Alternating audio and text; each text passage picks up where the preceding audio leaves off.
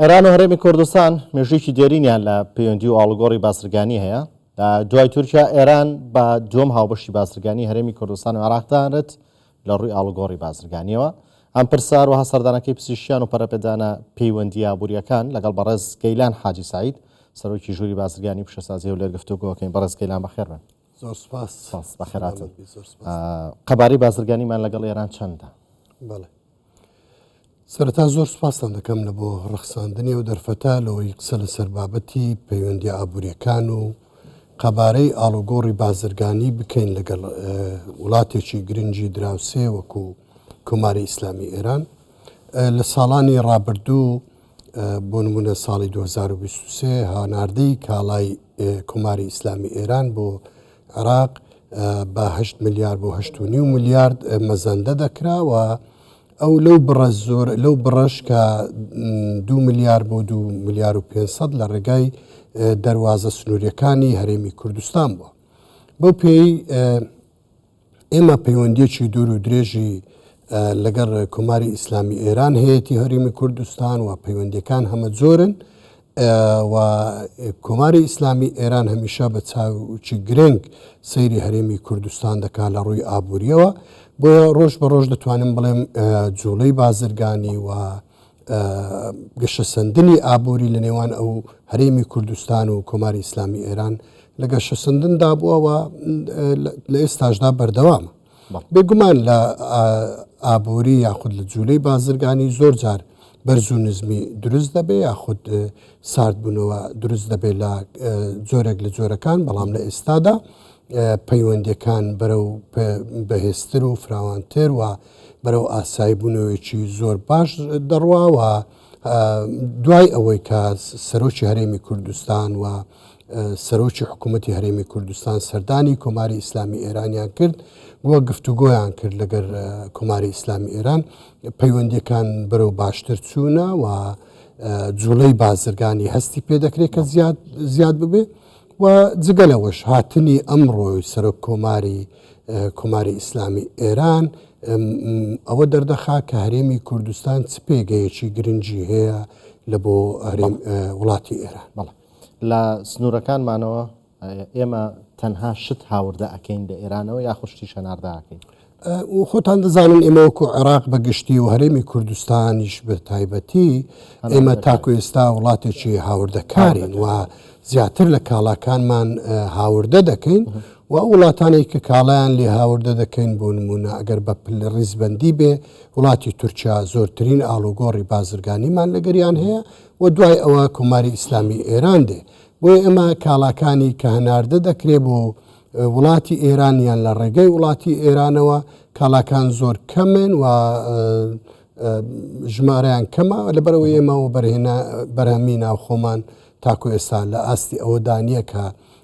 پێداویستی ناوخۆ پڕ بکاتەوە و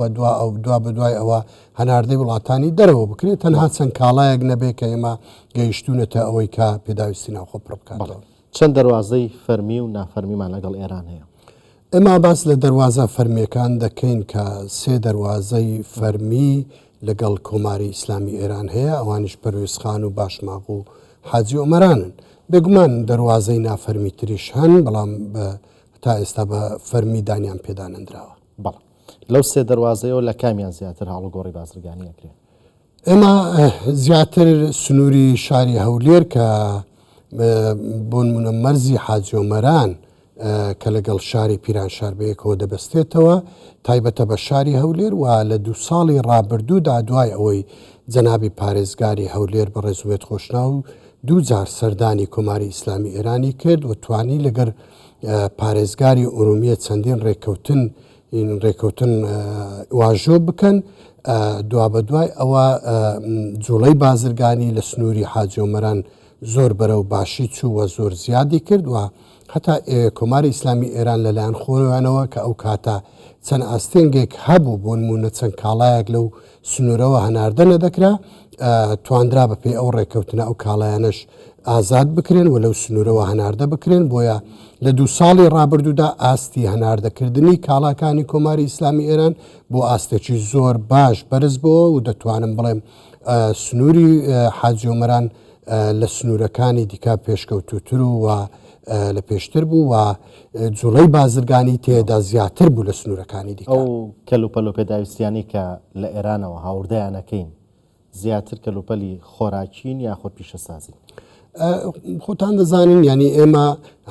زۆربەی زۆری کاڵاکان هاوردە دەکەین و وڵاتی ئێران وڵاتێکە کە لە ڕووی بەرهەمەوە بەرهەمەکانی هەمە جۆرن ئێمە بە پێی پێویستی ناوخۆی هەرێمی کوردستان هاوردە دەکەین بەڵام بێگومان جۆرە و جۆرە و کەلوپەلی بیناسازیە خۆراک و خواردەمەنیە هەموو کەلوپەلەکانی دیکەش لە ئێران هاوردە دەکرێت و بەردەوامیشی هەیە بەڕاستی بە پێی نزیکی و لەبەرەوەی سنوورێکی فراوانمان هەیە بازرگانانمان هەمیشە بەردەوامن لە هاوردەکردنی کاڵاوە لە ئاڵوگۆڕی بازرگانی کە سنوورمان لەگەڵ تورکیاشێ لە هەولێرەوە دەتوانین بڵین ڕکابەری لە نێوان بەرهەمی ئێرانی و تورکی لە بازاڕەکانی هەرێمی کوردستان هەیە چونکە لە سلێمانی ئێستا بە پێی راپۆرتێکە لە ڕۆژانی ڕابردووە هاوکارانمان کردویانە لە ١٨ بەرهەمی خۆراکی لەختونراوەکان و ئامادەکراوەکان لە سلێمانی بەرهەمی ئێرانن. بەڵێ دەتوانین بڵین لە هەولێر بەهۆی نزیکی لە تورکیا و بەرهەمهاتنی بەرهەمی تورکی ئێمە لەگەر هەردوو وڵات ئاڵوگۆڕی بازرگانیمان هەیە بەڵام هەروەکو لە سەرەتادا ئاماژەم پێکرد وڵاتی تورکیا دەتوانم بڵم لە ڕیزبەندی یەکەمدایە لەوە کاڵاکانی ئەوان زیاتر هەناردەی هەرێمی کوردستان دەکەن و بەو پێی لەوانەیە لە ڕووی کوالێتی یان لە خود لە هەندێک ڕۆی دیکەوە کە بازرگانانی ئێمە بە ئاسانتر بتوانن کاڵاکان لەو وڵاتە هاوردە بکەن لەوانەیە ئەوە یەکێک لە هۆکارەکان بی و ئێمە هەم کاڵای ئێرانی لە هەولێر و شارەکانی تر هەیە هەم کاڵای تورکی ئێمە تەنها بربەستێک لە بەردەم بازرگاناندا هەبێ ئێستا لە ئێستادا بەو پێی مەنەسەی ئەلکترۆنی هەیە و بازرگانانی ئێمە دەتوانن لە وڵاتانی دیکە لە ڕێگەی حواڵەکردنی بانکی مرکزیەوە لە وڵاتانی دیکە بیکڕن بەڵام بەداخەوە لەبەر ئەو بارودۆخی کە کۆماری ئیسلامی ئێران تێدایە ناتوانن سوودمەند بن لە مەنەسەی ئەلکترۆنی بۆیە پێم وایە ئەوە یەکێکی دیکە لە هۆکارە سەرچیەکانە کە کاڵاکانی ئێران لە عێراق و لە هەرێمی کوردستان کەمترە بەڵام خۆتان دەزانن ینی هەتا وڵاتانی دیکەی جیهانی کە بیر لە بازرگانیکردن دەکەنەوە یاخود بیر لە وبەرهێنان دەکەنەوە کو هەرێمی کوردستان بەپێ ئەو پێک ئەو هەڵکەوتەی جوگرافیای کە هەیەی و بەپێ ئەو ناودەنگەی کە هەیەی لە ڕابردوو داوەکو ناوەندێکی بازرگانی بە تایبەتی شاری هەولێر ناسراوە بۆیە ئەو کۆمپانیا و وڵاتانەی کە دەیانەوێ بینە هەرێمی کوردستان لە سەرەتادا بینە عێراق بیر لە هەرێمی کوردستان و بە تایبەتی شاری هەولێر دەکەنەوە وەکو پێگەیەکی سەرەکی خۆیان بەکاری دێنن و ئێمە ئێستا لە ژووری بازرگانی پیشسازی هەولێر لە شەژمانجی ڕابردوو توانیتمان پێشوازی لە زۆرترین شاندە بازرگانیەکانی وڵاتان بکەین بە تایبەتی چەند وڵاتێک دەتوانم ئاماژەی پێ بکەم تاکو ئێستا پەیوەندی ئابووری نەبووە لەگەر هەرێمی کوردستان و عێراق بەڵام ئەوان هاتوونە سەرهێڵ و دەیانەوێ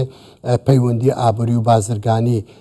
لەگە هەرێمی کوردستان دروست بکەم بۆ نمونە وڵاتی سنگافورە یەکێک لە وڵاتانە بۆ ئێمڕۆ ئێمە پێشوازیمان لە شاندێکیان کرد و خوازیارن کە بتوانن پەیوەندی